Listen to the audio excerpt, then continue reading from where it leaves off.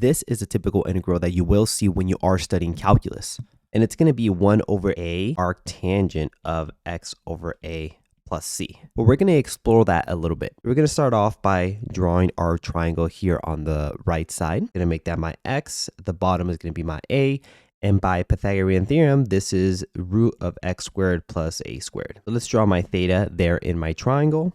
And we can safely say that tangent of theta is opposite over adjacent. So x over a. Let's bring the a to the other side, so that we get a tangent of theta is equal to x. The reason we're doing this is so that we can translate this integral into some sort of trig identity. So now that we know that x is equal to a tangent of theta, we're going to go ahead and take the derivative of that to find our dx. So a secant squared theta d theta is equal to dx. So let's go to the left side over here and rewrite our integral. Again, that a secant squared d theta was the value here on the right side for dx. Now back to the right side over here, looking at our triangle, we can say that secant of theta is equal to the reciprocal of cosine, so the hypotenuse over the adjacent. That's root x squared plus a squared over a. Let's multiply the a to the other side so that we have a secant theta is equal to root x squared plus a squared. To get that a squared secant squared theta is equal to x squared plus a squared. Now, why does that help us? Because now we're able to find that a squared secant squared is equal to x squared plus a squared, and we can plug that into the integral on the left. So now we have integral of 1 over a squared secant squared theta times the other value that we had, a secant squared theta d theta. And as you can see, a few things cancel out. The secant squareds go away, and one of the a's on top goes away, and we're left with only an a on the bottom. Now I have an integral that looks like this: 1 over a integral of d theta. And now we know this integral is 1 over a theta plus c. And now we just need to go ahead and find the value of theta in terms of x. And we're going to use this, what I'm about to circle in blue. A tan theta is equal to x. So let's move the a to the other side. And we're going to take the arctangent of both sides. So theta is equal to arctangent of x over a. And now we know what theta is in terms of x, so we'll plug that into our answer for the integral on the left side. So we have 1 over a times arctangent of x over a plus c. And as I mentioned, this is a very important integral that you should know for calculus, but let's try a different variation. Now, what happens if we have an integral like this? It's definitely not arctangent, so we're going to solve this by using partial fractions. We can convert this to a over x plus a minus b over x minus a. And this is going to lead us to a times x minus a minus b times x plus a all over x minus a, x plus a.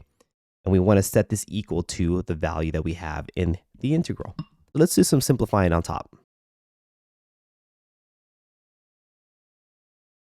I know it's a little weird to keep track of these things because we have a capital A and a lowercase a, and we have the capital B. But hopefully we can keep track of these things. Now on the left side, capital A minus capital B, that should be 0 because our numerator had no variables. So we can say a minus b is equal to 0, and that negative a times a plus b should equal to 1 because that's the only value or the only constant in the numerator. So that we have a minus b is equal to 0 for the first equation, and then we have a plus b is equal to 1 over negative a on the other side. Now we use systems to just add this vertically.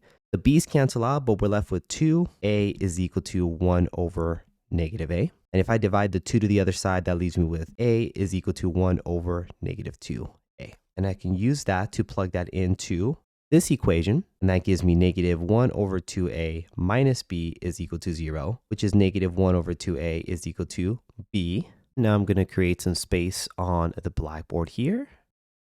So now that we have our two values for a and b, we can say that this integral 1 over x squared minus a squared dx is equal to a integral of a over x plus a minus b over x minus a dx. And we can go ahead and plug in the appropriate values that we found. Let's simplify a little bit. As you can see for that second term, because I had a negative negative, that turns into a plus. And now let's separate these into two different integrals. And if you're familiar with some u substitution, you can recognize these as natural logs. Now we technically found the integral, but I'm just going to rewrite these because you're going to see how I'm going to combine these natural logs.